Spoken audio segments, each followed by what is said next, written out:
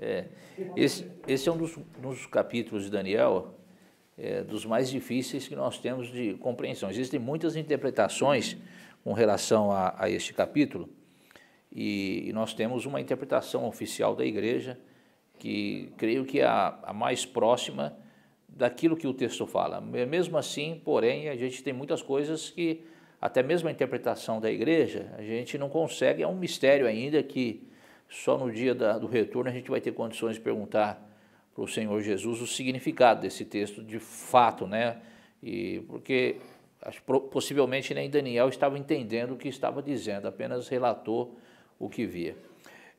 O interessante desse texto bíblico é que nós temos que entender o livro de Daniel como progressismo. Ou seja, o livro de Daniel, se nós observarmos capítulo 2, vai apresentar os reinos.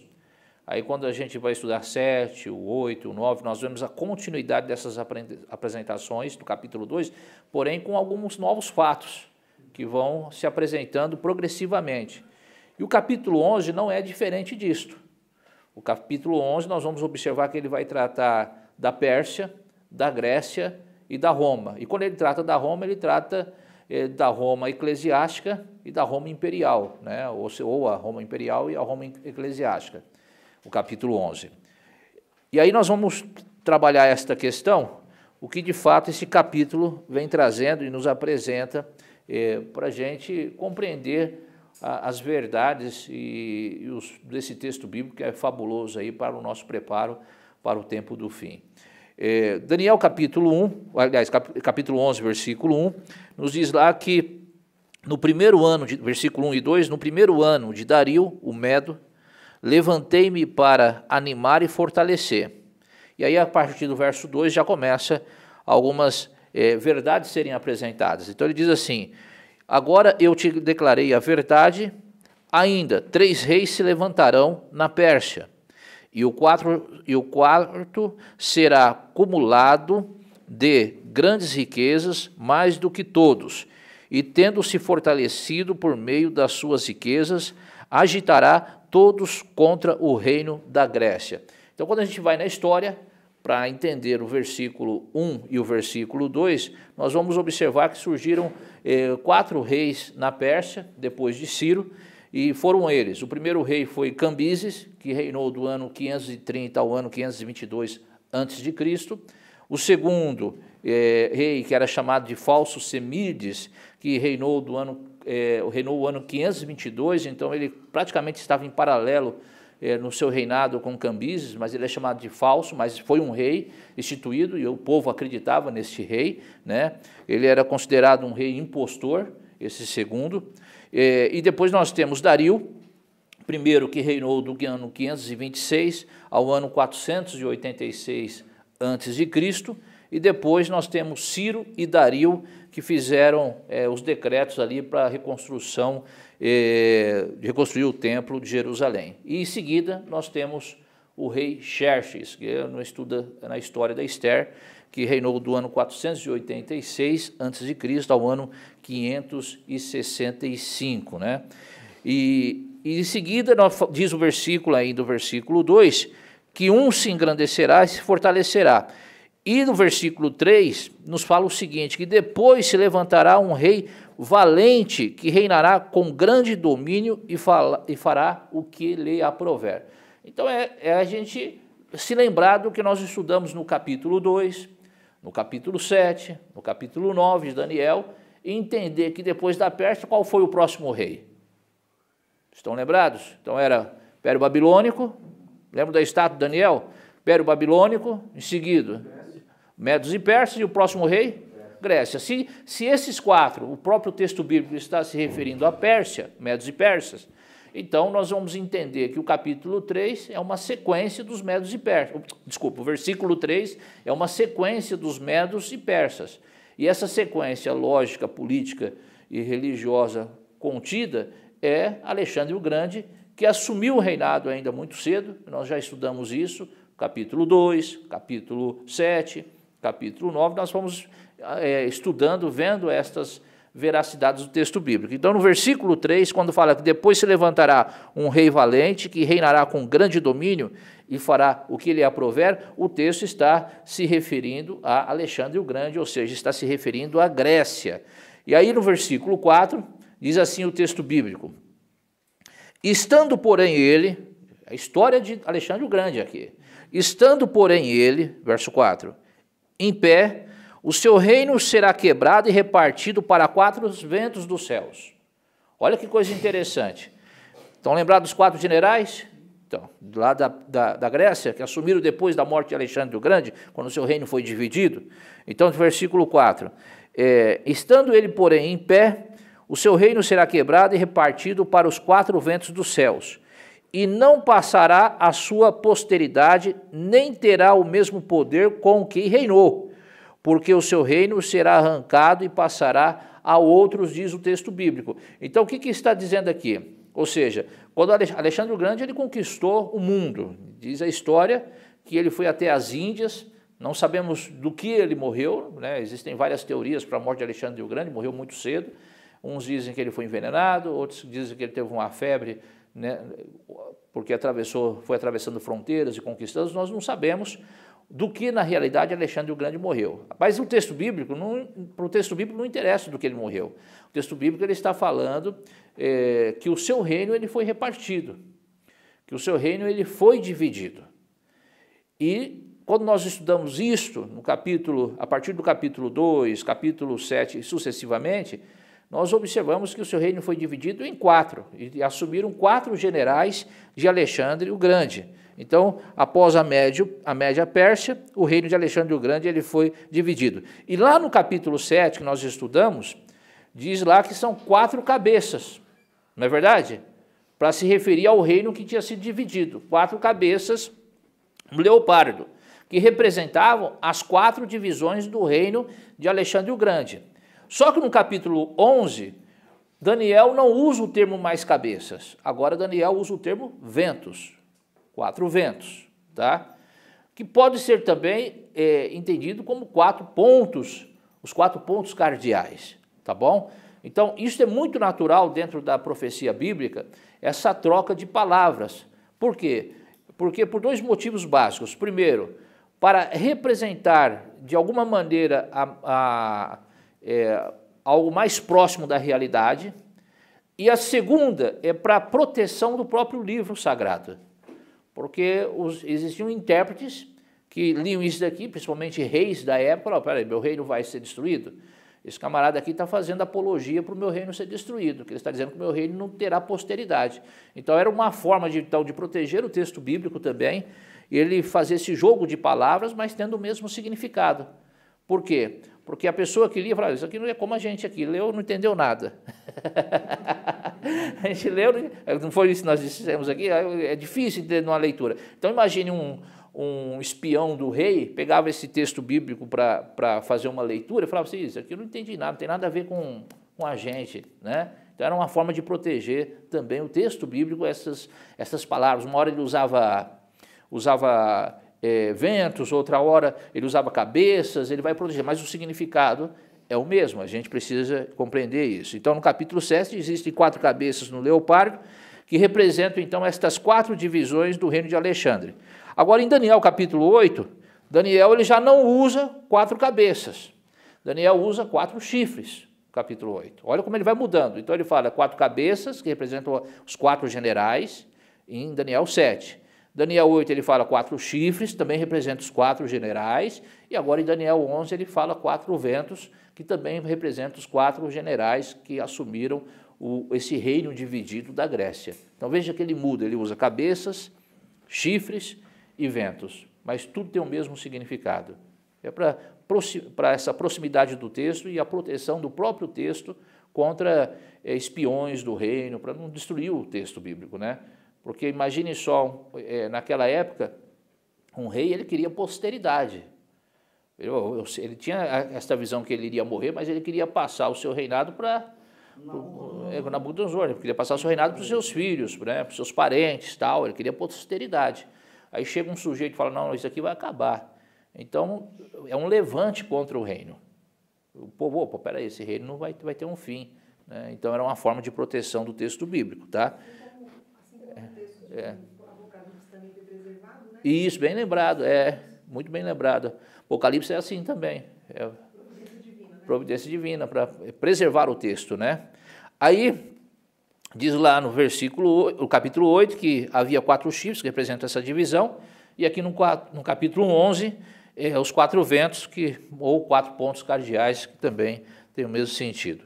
Então, nós sabemos que o império de Alexandre o Grande ele foi dividido em 4 generais, Licimaco, Cassandro, Ptolomeu e Seleuco. Né? Um deles, chamado Ptolomeu, instalou-se para o sul, exatamente na região do Egito, né? O que simbolizava o Egito naquela época o próprio ateísmo. O Egito naquela época simbolizava o ateísmo, hoje não. Mas adoração a muitos deuses, era uma nação que tinha uma visão completamente de uma visão secularizada comparada às outras nações. Então, tudo isso refletia um certo sentido o ateísmo presente no Egito, né? E não só isso também, mas o Egito também ele era um poder antagônico a Deus. Nós temos a história de Moisés no Egito, a luta de Faraó contra Deus na saída do povo de Israel do Egito. Ali era a própria luta da verdade contra a mentira, de Deus contra Satanás. O Faraó é representado no Antigo Testamento pelo próprio Satanás, o inimigo de Deus. É o representante de Satanás. Moisés é o representante de Deus. Então, ali era uma luta. Então, esse antagonismo existente no Egito. E Licimaco, aliás, Ptolomeu, ele se instala exatamente para o sul e para, no caso, para o Egito, né? Nós vemos isso também quando a gente vai em Êxodo, capítulo 5, versículo 2. O faraó, ele lembra que o faraó ele fala assim, olha, mas quem é o Deus de vocês para... quem é o Deus de vocês, né? Então, isso é muito importante para a gente entender. Aí no versículo 5, capítulo 11, diz assim, o rei do sul se fortalecerá, vamos ler do verso 5 ao verso para a gente entender, depois eu explico, no versículo 5 a gente vai até o verso, podemos ir até o verso 13, então diz assim, que daí vai tratar de um determinado tema, diferente desses primeiros. Então, o rei do sul se fortalecerá, como também um dos seus príncipes. Esse se fortalecerá mais do que ele, e reinará, e grande será o seu domínio. Ao cabo de anos, diz a palavra de Deus, ao cabo de anos, porém, eles se aliarão à filha do rei do sul, e virá o rei do norte para fazer um tratado. Ela, contudo, não conservará a força do seu braço, nem ele persistirá, nem o seu braço, porque ela será entregue à morte com seu pai, os que tiveram trazido e o que a fortalecerá naqueles tempos. Do renovo das suas raízes, porém, um se levantará em seu lugar e virá com o exército e entrará nas fortalezas do rei do norte e agirá contra elas e prevalecerá. Também os seus deuses, com a multidão das suas imagens de fundição e com seus objetos preciosos de prata e ouro, levará cativos para o Egito. Por alguns anos ele persistirá contra o reino do norte, contra o rei do norte. Então o reino do norte invadirá o reino do sul, mas voltará para a sua terra.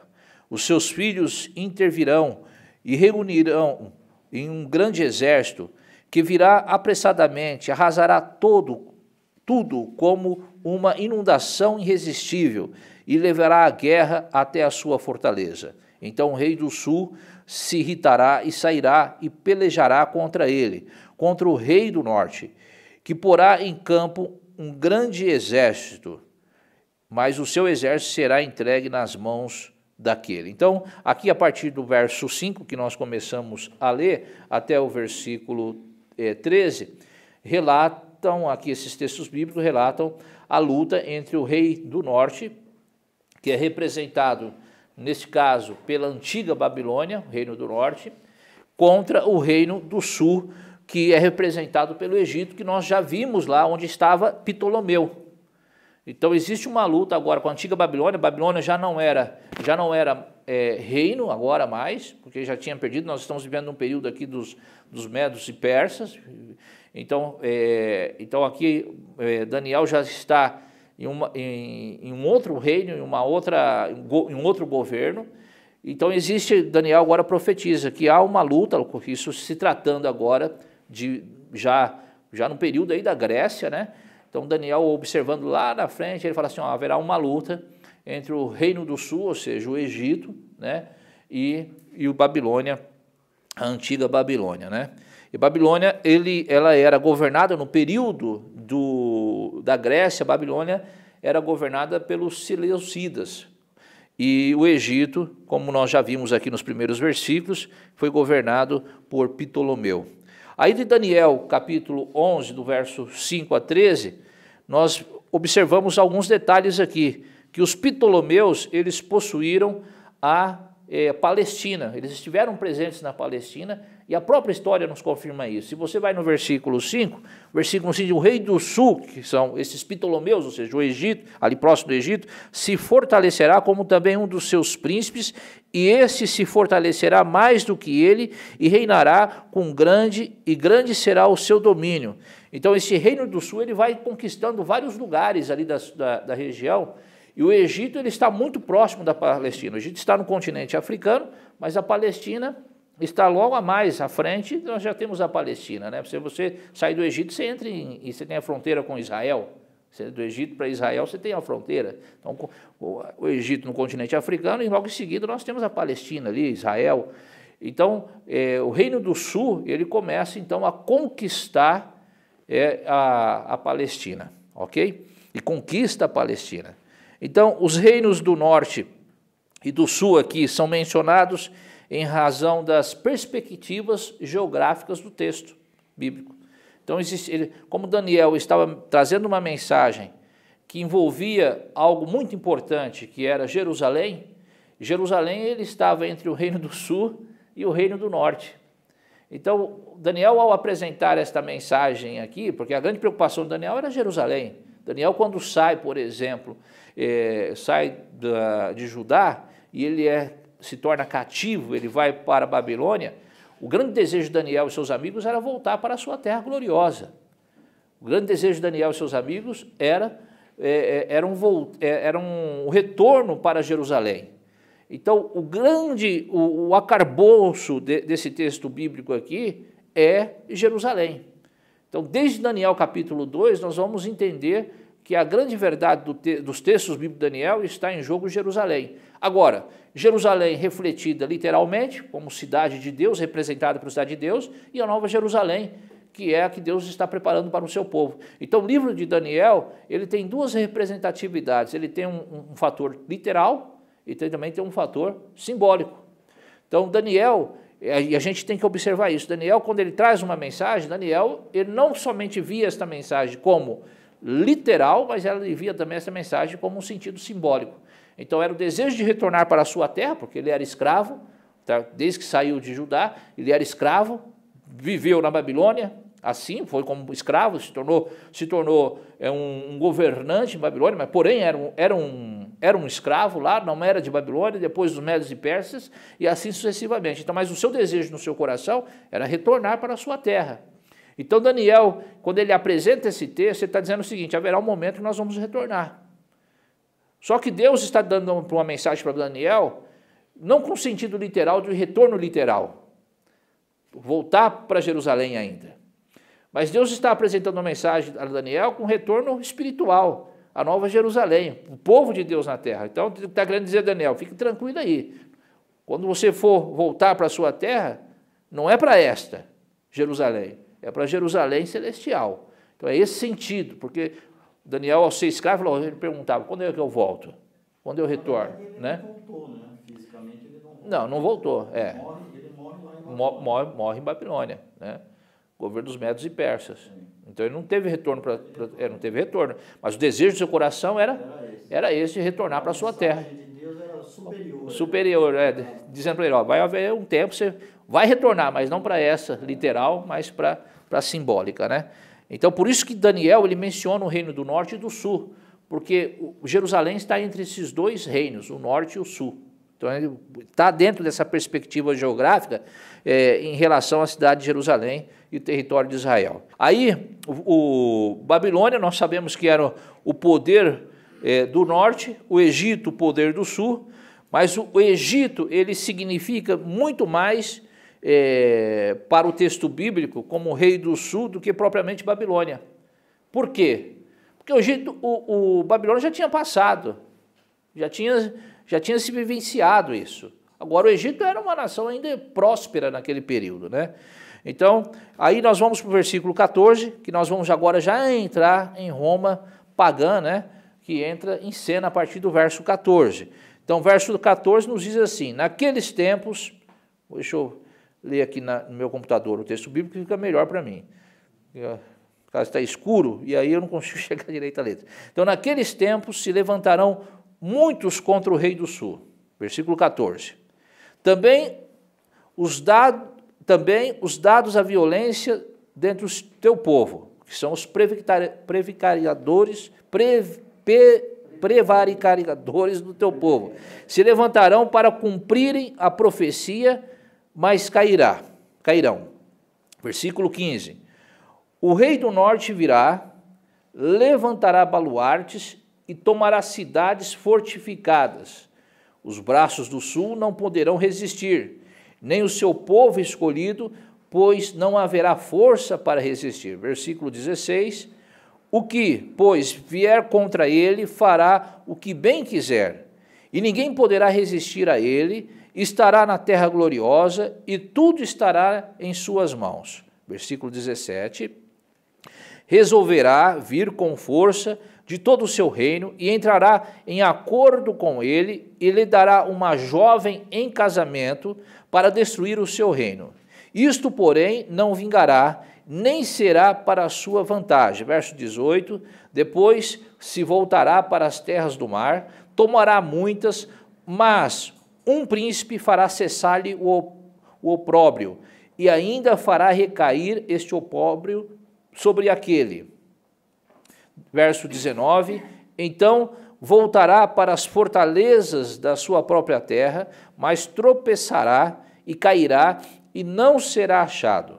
Verso 20, levantar-se-á depois em lugar dele um que fará passar um exastor, que é um arrecadador de impostos, de tributos, para a terra mais gloriosa do seu reino. Mas em poucos dias será destruído, e isto será aí sem ira nem batalha, diz o texto bíblico. Então, alguns comentaristas bíblicos, eles observam esse texto bíblico aqui, a partir do versículo 14 que nós lemos, eles veem Roma aparecendo aqui pela primeira vez, a partir já do verso 16. Se nós observarmos o verso 16, alguém leia para mim o verso 16, por gentileza? O que, pois, há de vir contra ele fará segundo a sua vontade, e ninguém poderá resistir diante dele.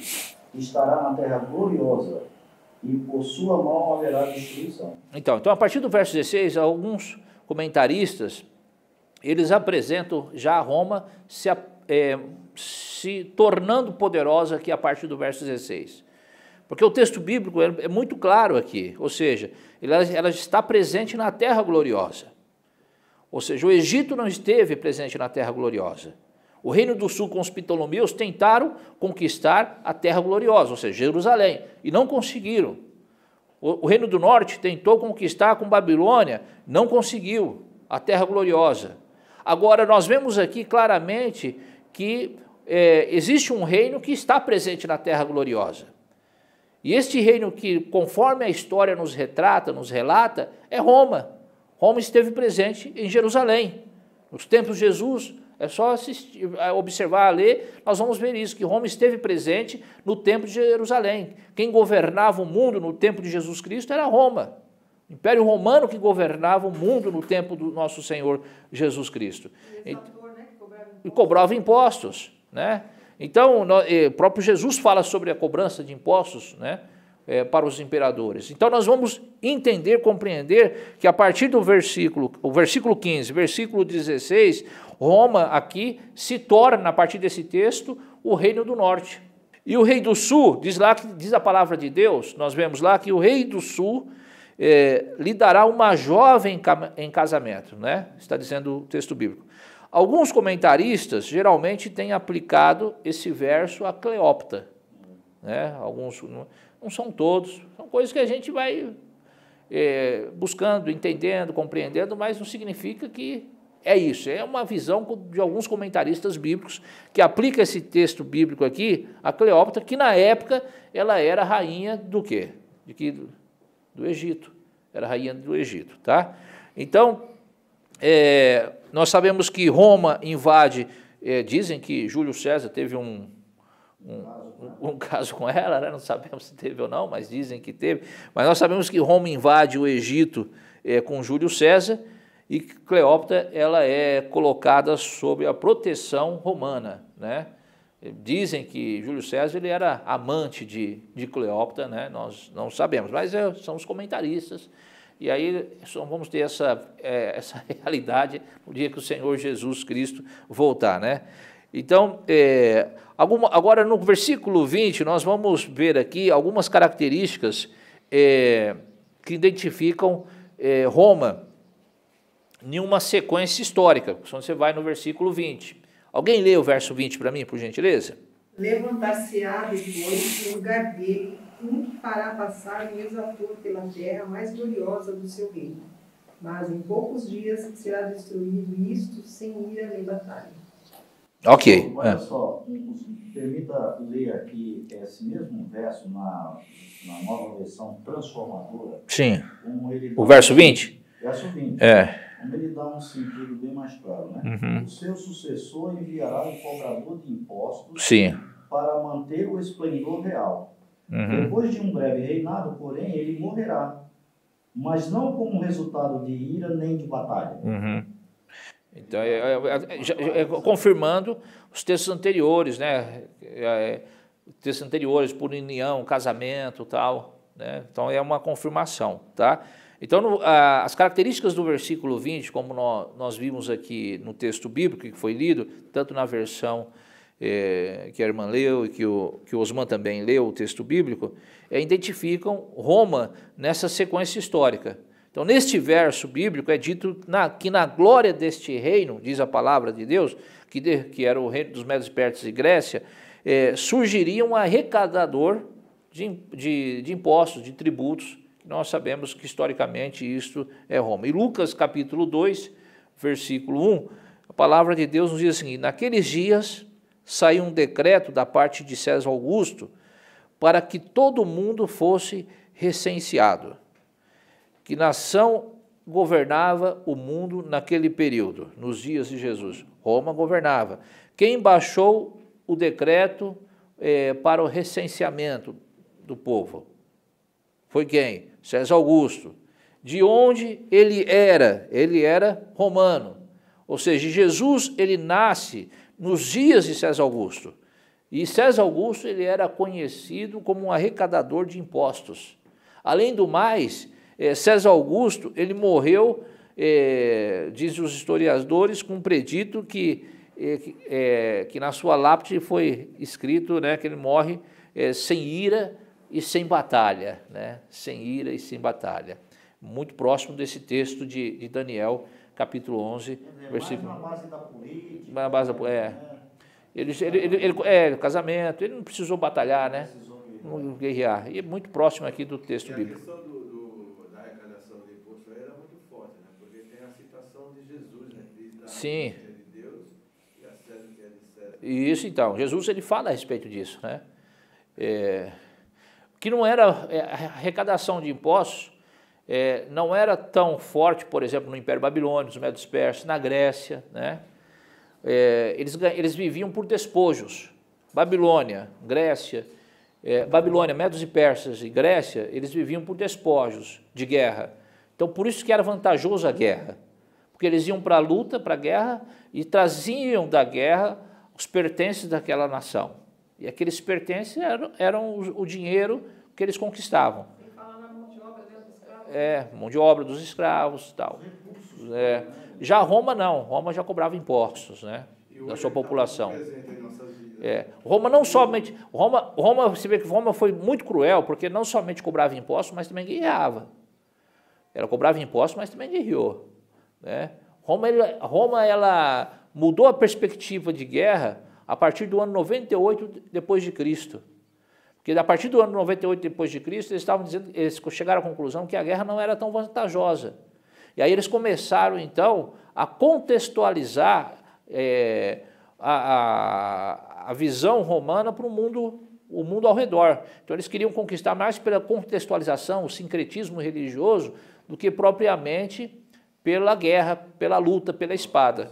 Aí foram introduzindo doutrinas, visões filosóficas de outras nações, que eram consideradas nações pagãs, dentro de Roma, para que essas nações ficassem abaixo do governo de Roma. Então, por exemplo, a própria guarda do domingo não foi por guerra a guarda do domingo, mas não, nós precisamos conquistar uma nação pagã.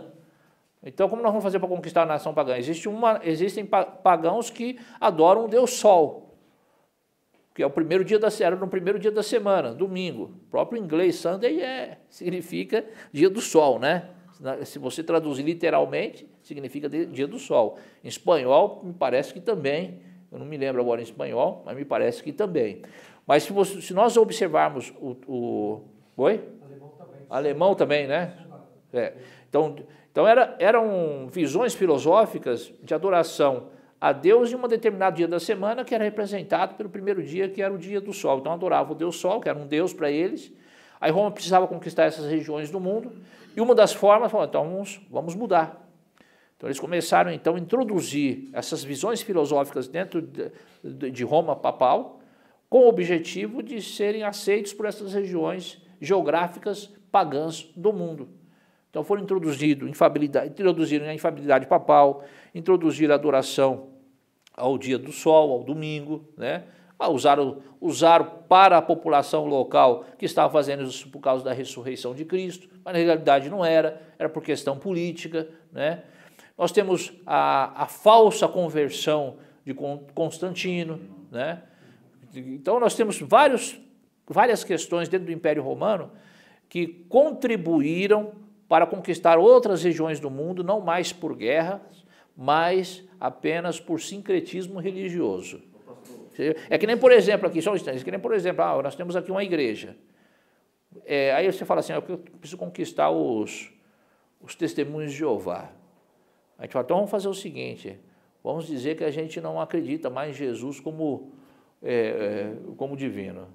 Aí, opa, eles estão igual a gente, vamos lá. Você entendeu? É mais ou menos isso. Então, aí no versículo 21, nós já vamos ali a respeito, já entra a questão de Jesus, né? Fala a respeito da morte de Jesus. Versículo 21 diz assim, depois se levantará em seu lugar um homem vil, ao qual não tinha dado a dignidade real, mas ele virá caladamente e tomará o reino com intrigas.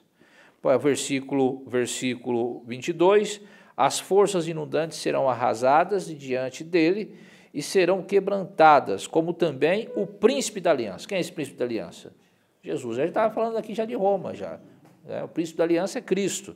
Então esse homem vil que sucedeu César Augusto, quem foi? Tibério César, que reinou do ano 14 depois de Cristo ao ano 37 depois de Cristo. Então, quando Jesus morre sob o governo de Tibério César, do ano 14 ao ano 34. E é esse homem vil que caladamente ele foi conquistando as coisas, caladamente ele foi agindo contra o povo de Deus, caladamente ele vivenciou e trouxe perseguição ao povo, e nesse período Jesus ele morre, o príncipe da aliança, Jesus ele morre, né? Então sobre o reinado de Tibério, que o profeta declarou que o príncipe da aliança seria crucificado, ou seja, quebrantado. Esse termo quebrantado, no hebraico, é o mesmo termo usado para aquele que é pendurado no madeiro. Entendeu? O termo quebrantado no hebraico significa aquele que é pendurado no quê? No madeiro. E o madeiro, no Antigo Testamento, ele é símbolo da maldição. Jesus, olha que coisa interessante, se no Antigo Testamento o madeiro é o símbolo da maldição, no Novo Testamento o madeiro se tornou o símbolo da bênção. Ou seja, aquele que é abençoador foi posto, né, só o maldito de Deus era pendurado no madeiro, no Antigo Testamento.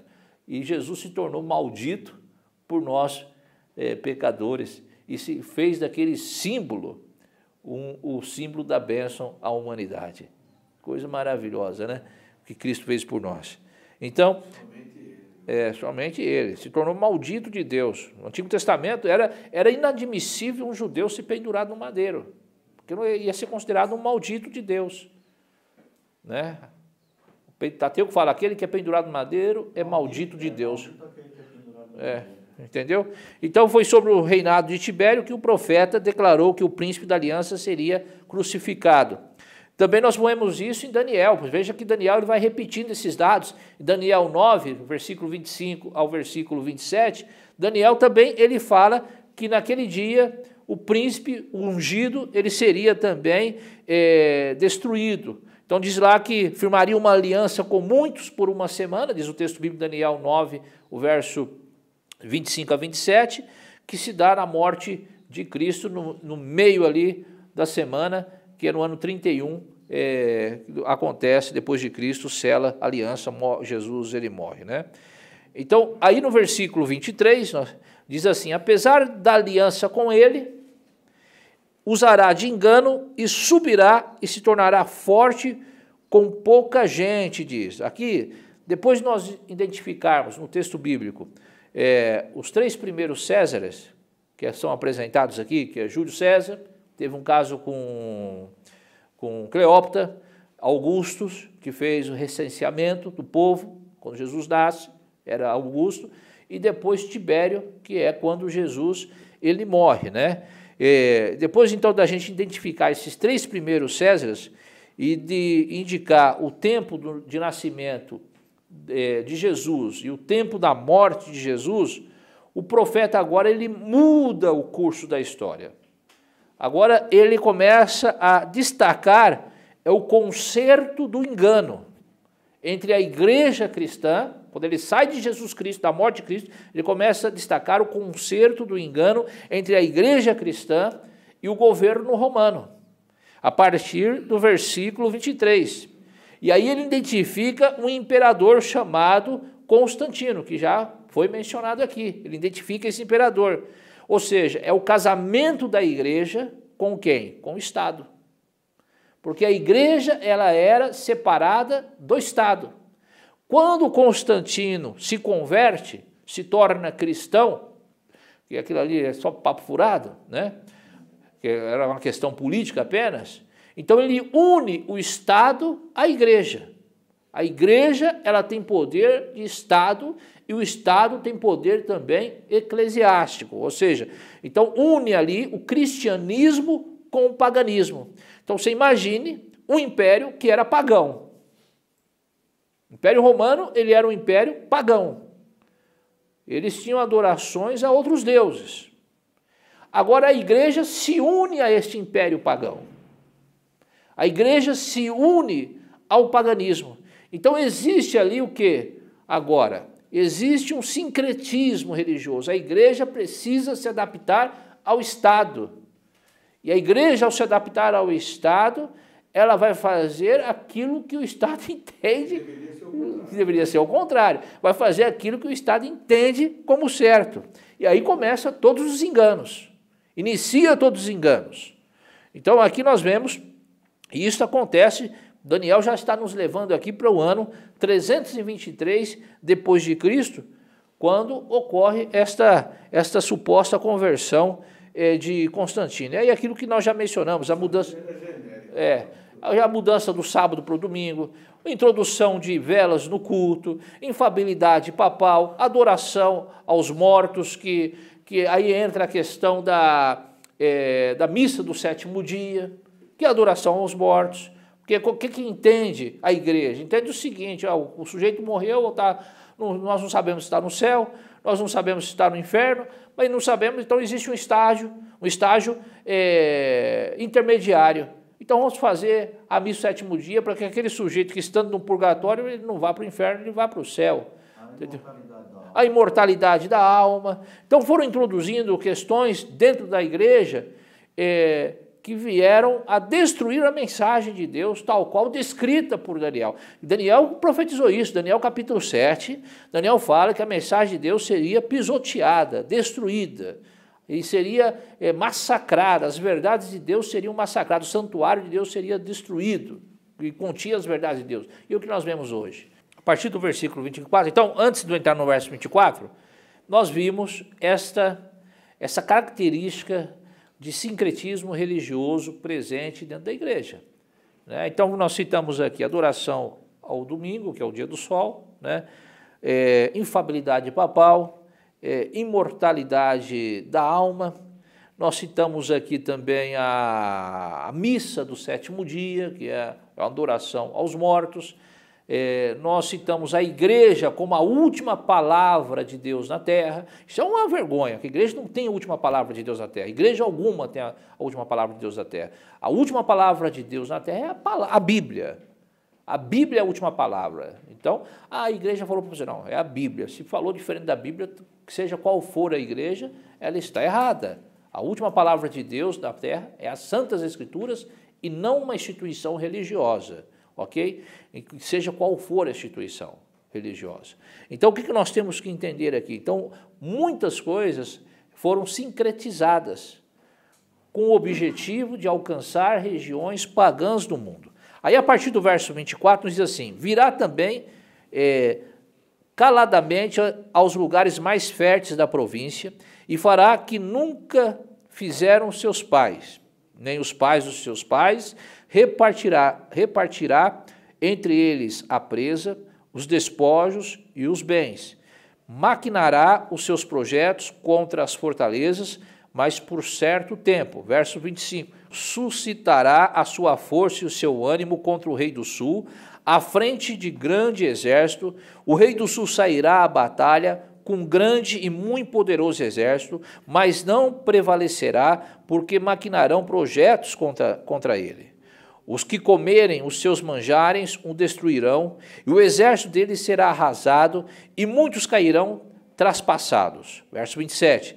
Também estes dois reis se empenharão em fazer o mal, e uma só mesa falarão mentiras. Olha que coisa. Porém, isso não prosperará, porque o fim virá no tempo determinado. Então o homem vil tornará para a sua terra com grande riqueza, e o seu coração será contra a santa aliança, ou seja, contra Deus. E ele fará o que lhe aprover e tornará para a sua terra. No tempo determinado, no tempo determinado, tornará a avançar contra o sul, mas não será nesta última vez como foi na primeira. Versículo 30. Porque virão contra eles navios de Quitim e lhes causarão tristeza. Voltará e se indignará contra a santa aliança e fará o que lhe prover. E tendo voltado, atenderá aos que tiveram desamparado a santa aliança. Então no versículo 30, nós encontramos a expressão se indignará contra a santa aliança, diz a palavra de Deus. Ou seja, aqui revela o início da transição de Roma pagã, Roma imperial pagã, que era a Roma dos Césares, para o poder eclesiástico, ou seja, esse poder que Roma tem de ir contra as verdades de Deus. E a partir daí, Roma começa a dominar o restante da mensagem bíblica, da mensagem sagrada. Roma fez o que queria. Vocês já assistiram aquele filme Nome da Rosa? É o Nome da Rosa ou Em Nome da Rosa? Eu não me lembro agora. O nome, né? O Nome da Rosa. Eles queimam a Bíblia, queimam Bíblias, eles passam venenos nas páginas da Bíblia, passam veneno nas páginas da Bíblia, para quem for ler seja envenenado. Aquilo é uma realidade. Aquilo é uma realidade, é um filme que retrata uma realidade histórica. Ok? Então, o que nós temos que entender aqui? Então, Roma começa, agora essa Roma pagã, começa a dominar a própria palavra de Deus. Não é a palavra de Deus que domina a igreja, que assim deve ser. É a palavra de Deus que é o norte para a igreja. Ela que vai determinar onde a igreja deve ir. Agora não, é Roma pagã que começa a dominar a palavra de Deus. Então, ou seja, é dentro desse processo de desprezar a palavra de Deus, desprezar a santa aliança de Deus, que ela começa a destruir as verdades da aliança do Senhor, as verdades de Deus na terra. Nós tivemos há pouco tempo um padre que foi batizado aqui na nossa igreja, né? Padre Marcos. Hoje já é líder da nossa igreja, pela graça e glória de Deus. Uma vez eu perguntei para ele, eu falei, o que fez você, numa conversa que eu tive com ele, o que fez você deixar o catolicismo? Ele falou, olha, eu estava no seminário, que ele dava aula no seminário, às vezes eu entrava numa sala, ligava a televisão, assistia na TV Novo Tempo. Aí eu comecei a assistir, ele estudando sozinho a Bíblia. Ele falou assim, eu comecei a assistir, ouvir, e vendo que muitas coisas que a igreja me ensinava, que a igreja ensinou, que eu ensinei, não eram de acordo com a palavra. Eu sempre tive essa dúvida. E aí comecei a pesquisar, e vi que eu estava no caminho errado. Porque a palavra de Deus, aí ele fala uma frase magnífica, a palavra de Deus é a minha fortaleza, e não a igreja a minha fortaleza. É a palavra de Deus que é a minha fortaleza, e não a igreja. A igreja, ela é apenas um instrumento, mas não é a fortaleza. É apenas um soldado na batalha contra o mal, mas não é o general. O general é Cristo, a palavra de Deus é a palavra desse general. A nova Roma agora, ela surge, essa nova Roma, ela surge das cinzas da Roma pagã. Então, por exemplo, depois que o imperador Constantino, ele mudou o império de Roma para Constantinopla, que agora não é mais, porque depois os muçulmanos tomaram, né? O bispo de Roma, ou seja, o Papa, ele reclamou o trono do César e a própria cidade de Roma como capital de um império eclesiástico que deveria ser poderoso o suficiente e suplantar o antigo império. Então veja que coisa. Então o papado, de certa forma, mesmo quando ele estava enfraquecido, ele continuou conquistando forças, ele continuou tendo poder, ele continuou exercendo poder no mundo. E não é diferente dos nossos dias. Não é diferente dos nossos dias. Você vê governantes em nossos dias que vão lá para o Vaticano beijar a mão e beijam a mão do Papa, se ajoelham diante de Deus. Ateus. Hã? Ateus, como se fosse um príncipe na terra. Como se fosse o próprio Senhor Jesus Cristo. E ele se autodenomina, né, o representante. Então, respeitado no mundo, né? Ele não é respeitado no mundo por ser uma autoridade política, ele é respeitado no mundo por ser uma autoridade religiosa, não é política. Apesar de que o Vaticano é um Estado de direito. Mas, apesar de ser um Estado de direito, ele não é respeitado por ser uma autoridade política, ele é respeitado por ser uma autoridade religiosa, e políticos de todos os lugares do mundo vêm, se ajoelham diante dele, beijam a mão dele, porque ainda ele tem força. Um Estado desse tamanhozinho ainda tem força sobre o mundo. Tem força sobre o mundo. Ok? Então, a profecia de Daniel 11 tem uma característica marcante, que é essa transição do poder de Roma imperial, Roma estatal, para Roma como símbolo religioso. Então, nós vamos observar isso muito bem. Eu acho que é o seguinte, seria interessante a gente, por causa do horário, e continuar, porque isso aqui é um capítulo longo, né?